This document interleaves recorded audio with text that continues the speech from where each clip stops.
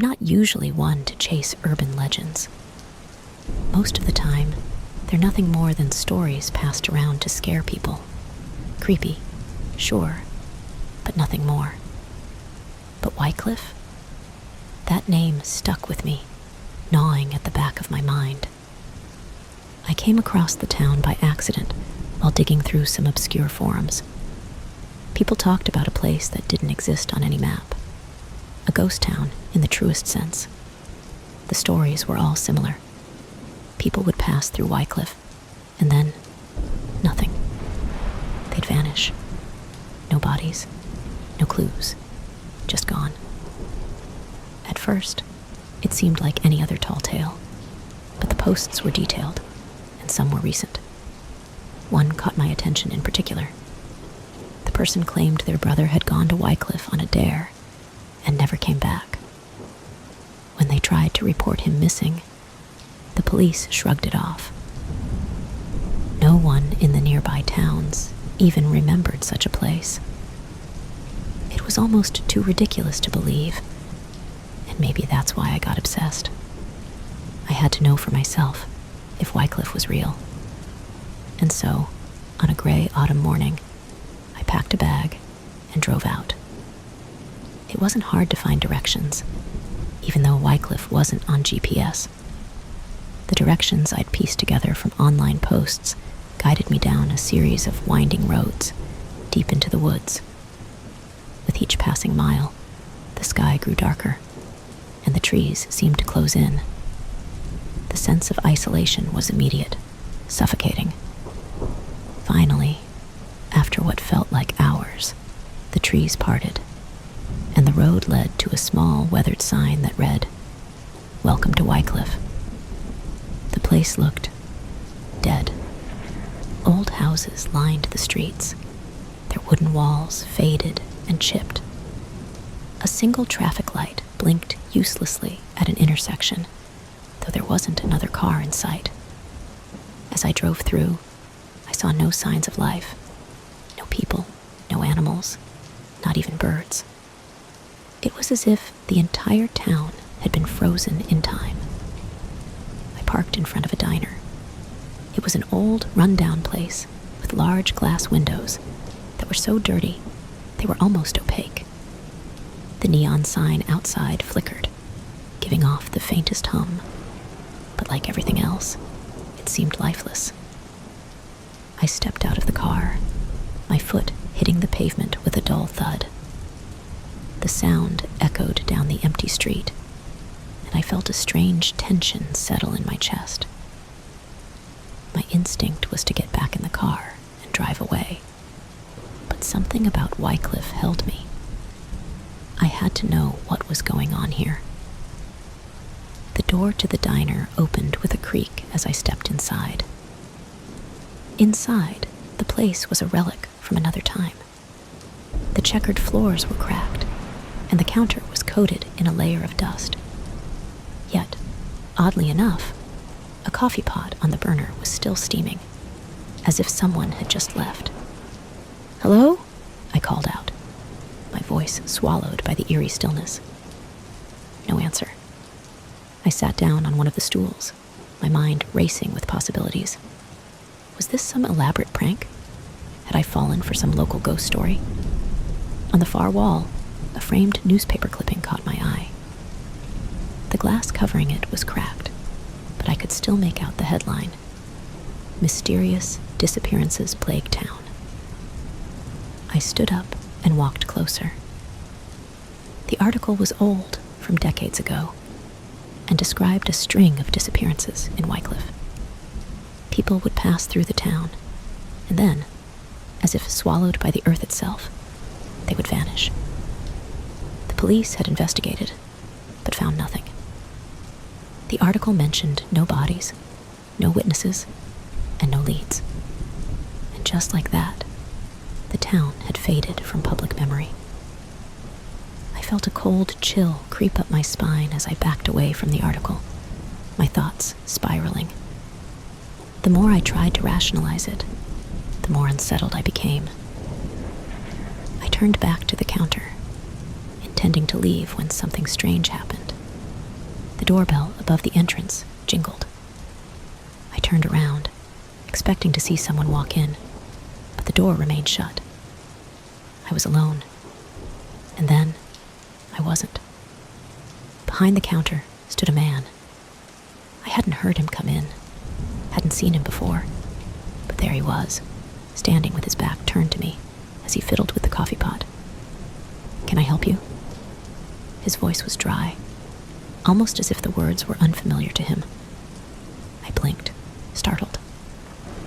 I was just passing through," I stammered, suddenly feeling uneasy. The man turned to face me, and I immediately noticed his eyes. They were too wide, too bright, as if he hadn't slept in years. His lips curled into a thin smile, but it wasn't a friendly one. "Not many people pass through Wycliffe," he said. I swallowed hard, trying to shake the growing sense of dread. "I've never heard of this place," I replied. "I mean, it's not even on the map." His smile faded, and his expression darkened. "That's because it doesn't want to be found." I felt my stomach drop. "What do you mean?" The man didn't answer. Instead, he picked up the coffee pot and poured a cup, sliding it toward me without a word.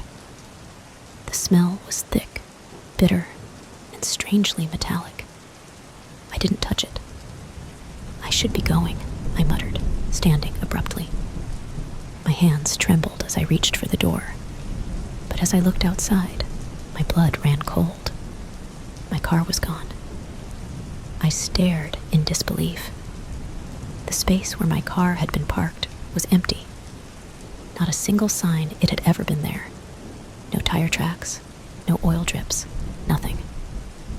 I turned back toward the man, but the counter was empty. The coffee pot, the cups, everything had vanished. The diner looked as though it hadn't been touched in decades. Panic surged through me. My heart pounded in my chest as I rushed out the door, scanning the street. Everything seemed different now, darker, more decayed. The buildings, which had looked weathered but intact when I arrived, were now crumbling. Their windows broken, their doors hanging off their hinges. I ran down the street, calling for help, but my voice echoed back at me. There was no one here, no one at all. And then I saw them. They stood at the far end of the street, barely visible through the haze of dusk. At first, I thought I was seeing things, dark shapes, unmoving, but unmistakably human. My breath caught in my throat as I squinted to make out more detail.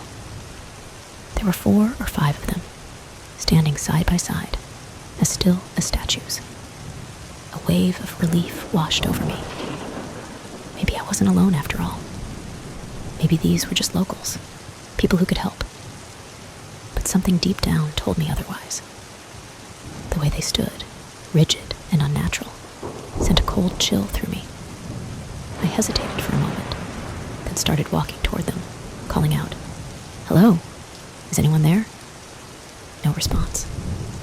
The closer I got, the more wrong everything seemed. These weren't normal people.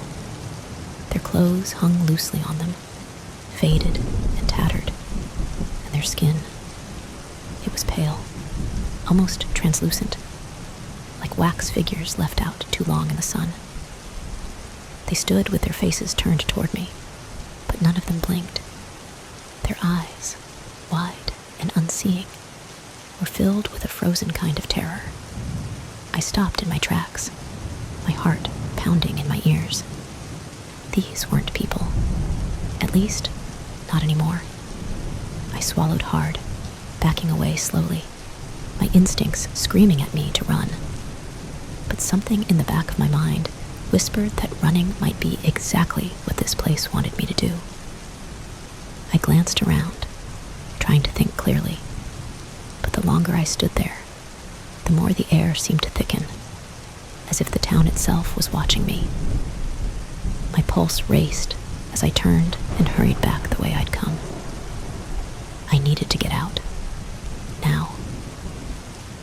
every step I took, the streets around me seemed to shift. Landmarks I'd passed minutes ago had disappeared, replaced by unfamiliar alleys and broken down storefronts.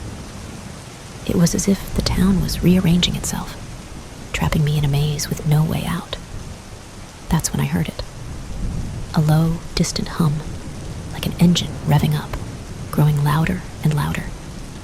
I spun around, but there was nothing, just the empty, decaying town. The hum deepened, vibrating through my chest, until it became clear it wasn't mechanical. It was something alive, something breathing. My eyes darted around, searching for the source, and then I saw it, a shadow, slinking along the edge of a nearby building. It was faint at first, just a dark smudge against the brick, but it moved with intent, creeping closer, keeping low to the ground like a predator stalking its prey. I froze, barely breathing. I wanted to run, to scream, to do anything, but my legs felt like they were locked in place. The shadow stretched longer, curling around the corner of the building, almost as if it had seen me. Then another appeared, this one coming from the opposite direction, slipping between the cracks of a crumbling wall. The figures at the end of the street, those frozen, lifeless people, they hadn't been warning me. They'd been standing still because they knew. They knew what was coming. My breath caught in my throat as the shadows slithered closer, and a sharp sense of dread washed over me. Whatever those things were, they weren't human, and they weren't friendly. I didn't wait to find out what they wanted. I bolted. I ran, heart pounding. The sound of my shoes slapping against the cracked pavement, echoing off the buildings around me. The air felt thick, as if every breath I took was being pulled from my lungs. The shadows twisted and writhed in the corners of my vision, always just on the edge of sight, as if they were toying with me. The streets around me blurred, shifting and changing. What had once been a straight path through town was now a labyrinth of dead ends and narrow alleyways. Every turn I made seemed to lead me deeper into the town's grip, and I couldn't shake the feeling that it was all deliberate, that the town was alive, its streets rearranging themselves to trap me. I skidded around a corner, nearly slipping on the wet, uneven ground. My chest burned, my lungs aching for air, but I couldn't stop. The shadows were closer now, curling up the sides of the buildings, moving with a strange, liquid grace. They didn't make any sound, but their presence was suffocating, like a growing weight on my shoulders. I don't know how long I ran.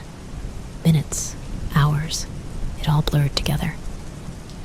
But eventually, I found myself standing in front of a house at the end of a narrow cul-de-sac. It was one of the older houses, its windows boarded up, its door hanging off its hinges. Desperation gnawed at me. I needed to find shelter, something to put between me and whatever was stalking me through this cursed town. I didn't think twice. I bolted for the house, pushing the door open with a loud creak.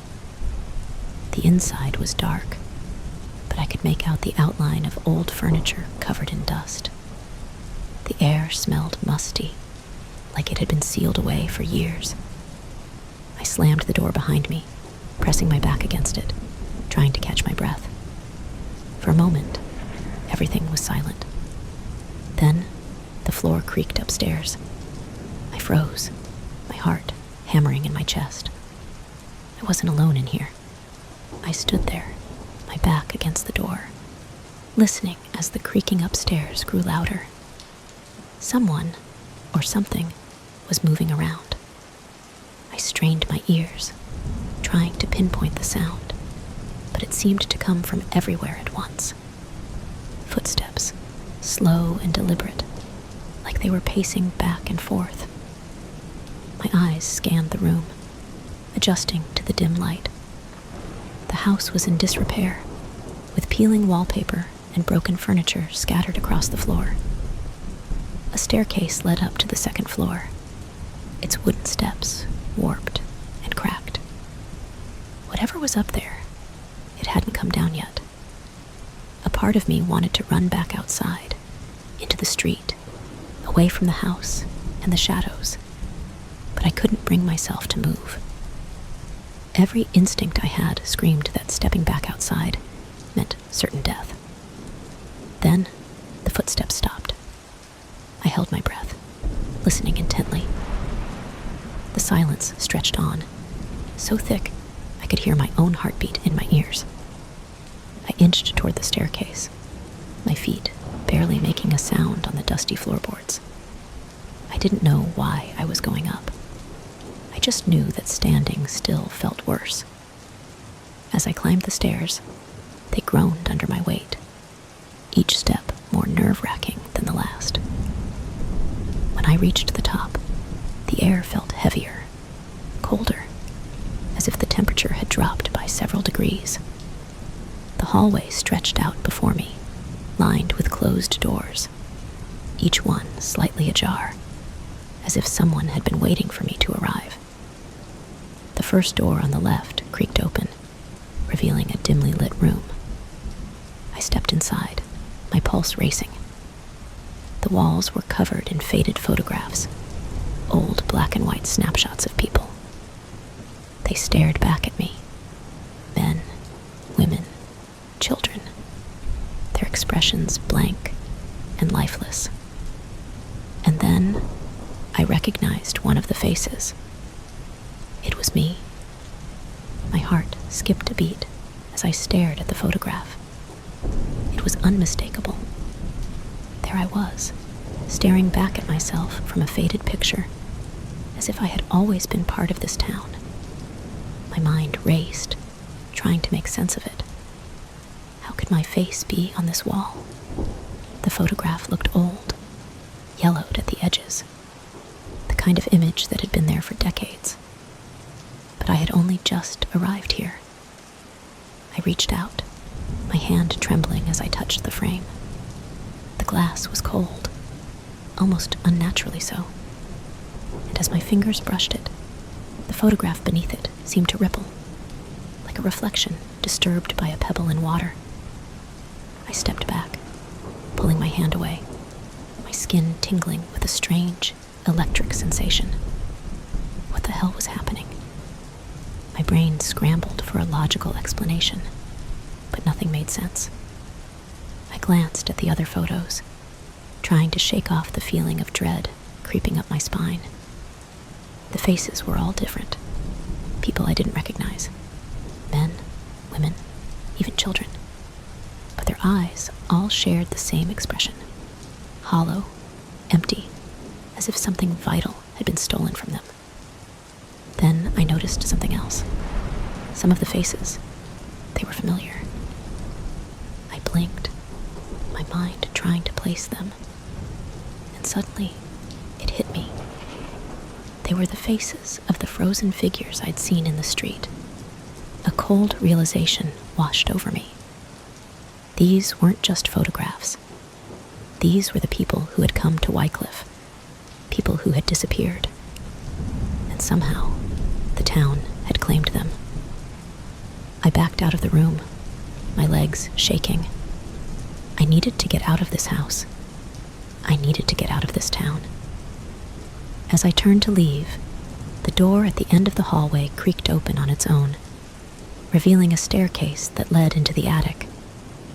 For a moment, I stood frozen, staring at the dark, narrow steps leading upward. The air seemed to hum with a strange energy, pulling me toward it. I didn't want to go up there. Every instinct in my body screamed that it was a terrible idea, but it was as if my feet were moving on their own. Step by step, I climbed the stairs, my breath shallow, my heart racing in my chest. The wood beneath me groaned, and the air grew colder the higher I went.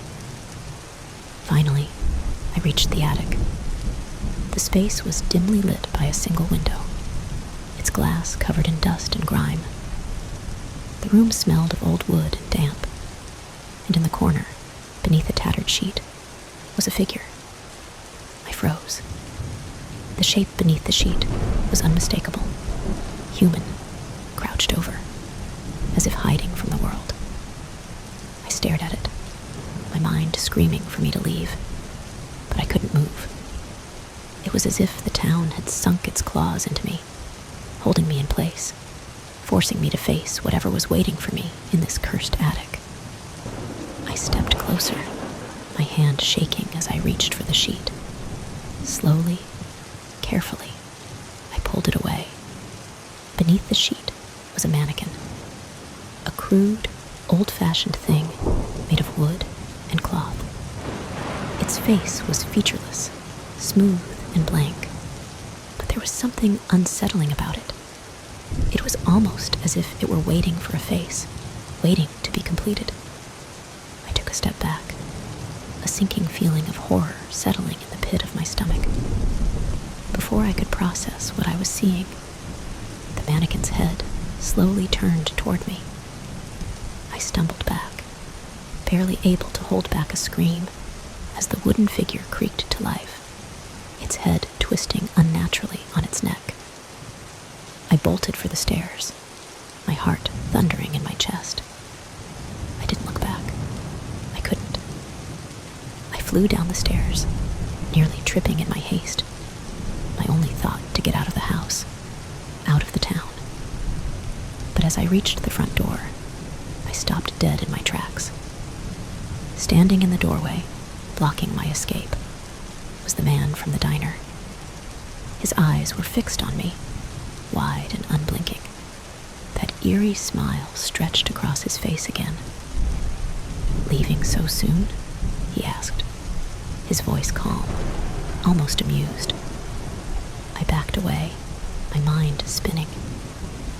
I had no idea how he had gotten here, no idea how to escape. My eyes darted around the room, searching for a way out, but the shadows that had chased me earlier were gathering again, closing in from all sides. "You can't leave," the man said, stepping closer. "No one leaves, Wycliffe." The floor beneath me creaked ominously, and for a moment, I thought it would give way. My breath came in shallow gasps as I tried to reason with him, but my voice was caught in my throat. "Why?" I finally choked out. "What is this place?" The man's smile faded, and for the first time, his expression turned grim. "This place, it's a memory, a forgotten memory, and once it remembers you, there's no escaping." I shook my head, trying to make sense of his words. "I don't understand." "You will," he interrupted. "Soon enough." The shadows in the room shifted, twisting and swirling, and I felt something cold wrap around my ankle. I looked down and saw them, long, inky tendrils of darkness creeping up my leg, pulling me toward the floor. I struggled, trying to free myself, but the harder I fought, the tighter the shadows gripped me. The man watched, his expression unreadable, as if this was all part of some inevitable, inescapable process. "Let me go," I shouted, panic rising in my chest. But he just shook his head slowly. "You belong to Wycliffe now." The shadows dragged me down, pulling me into the floor, and for a moment, everything went black. The darkness pulled me under, wrapping around me like a cold blanket. For a moment, I felt weightless, as if the world had slipped away entirely. The shadows twisted, coiling tighter, suffocating my thoughts. I thought that was it, that Wycliffe had swallowed me whole, and I'd become just another forgotten soul in its endless void. But then, I felt a rush of air, and I was falling. No, stumbling, forward. My feet hit solid ground. gasped, blinking against the sudden light. The suffocating shadows were gone, replaced by the brightness of the mid-morning sun. I was standing on the side of the highway, just outside the dense woods where Wycliffe lay hidden. I spun around, half expecting to see the town's empty streets, the crumbling buildings, the man from the diner. But the road behind me stretched on, empty and silent, with no trace of Wycliffe. It was as if the town had never existed. I stumbled toward my car, where I had left it parked by the road. It was still there, exactly as I had left it. For a brief, dizzying moment, I wondered if it had all been a dream. But my chest ached, and my limbs felt heavy, too heavy. I was exhausted, like I had run a marathon through some thick, oppressive fog. I fumbled for my keys, pulled open the car door, and slid into the driver's seat. My fingers trembled as I reached for the ignition. That's when I caught a glimpse of myself in the rearview mirror. The face staring back at me wasn't mine. My heart lurched in my chest. I leaned closer, staring into the mirror, my breath catching in my throat. It was my face, my eyes, my features, but older, much older. Deep lines creased my forehead and around my mouth, the skin sagging in ways it hadn't before. My hair, which had been dark and thick, was now streaked with gray, thinning at the temples. My cheeks had hollowed, and a network of fine wrinkles crisscrossed the skin around my eyes. I blinked, reaching up with a trembling hand to touch my face. The skin felt papery and unfamiliar under my fingertips. My heart pounded in my chest, my mind racing. I had only been in Wycliffe for a few hours, a day at most, but the reflection staring back at me looked like I had aged decades. Frantic, I grabbed my phone from the passenger seat and checked the time. My eyes darted to the screen, half expecting to see years had passed while I was trapped in that cursed town. But the phone showed the same day, the same time as when I had arrived. No more than a few hours had gone by. I felt nauseous. I hadn't been in Wycliffe for days, weeks, or years, but my body had aged as if I had been. Time hadn't passed here, but I had. It was as if the town had fast-forwarded through my life, stealing years from me in an instant. I gripped the steering wheel tightly, trying to steady my shaking hands. My mind whirled, searching for some logical explanation, but nothing made sense. It was like Wycliffe had taken something from me, my youth, my time, and left me with only this hollow, aged shell of who I had once been. I glanced back at the woods, half expecting the town to reappear, to suck me back into its twisted reality. But the road remained empty, the trees swaying gently in the breeze, as if nothing had happened, as if the town had never been there at all. I turned back to the mirror, staring at the stranger's face reflected there. My face. The eyes were the same, but everything else was different. My body ached with the weight of years I hadn't lived. How was I supposed to go back? How was I supposed to explain what had happened to me? I felt a deep, gnawing panic rise in my chest. If no time had passed out here, what would people think? What would my friends, my family say? Would they even recognize me? Could I even recognize myself? A sudden, overwhelming urge to drive, just drive, surged through me. I needed to get as far away from this place as possible. I turned the key in the ignition, the engine sputtering to life. But as I shifted into gear, something made me stop. I glanced back into the rearview mirror, my heart stuttering in my chest. Behind me, just faintly, I could see it. The shadow of a figure standing at the edge of the woods. It was the man from the diner, his eerie, too wide smile stretched across his face. He didn't move, didn't speak, but his presence sent a wave of cold terror through me. He was watching me, waiting. I slammed the mirror up, my breath coming in ragged gasps. I knew what he was saying, even if he didn't have to speak the words. Wycliffe hadn't let me go. It had marked me, stolen years from me, and left its curse behind. I had escaped, but I hadn't left it behind. It had left its shadow on me, a reminder that no one truly leaves Wycliffe. I pressed my foot hard on the gas, tearing down the road, desperate to outrun the town, the man, the creeping weight of the years it had stolen from me. But deep down, I knew I could never outrun it. I could leave Wycliffe behind, but it would never leave me. The years it had taken, the time it had stolen, they were a part of me now, etched into my bones. And no matter how far I drove, no matter how far I ran, Wycliffe would always be there, waiting, watching, until it came to claim me again.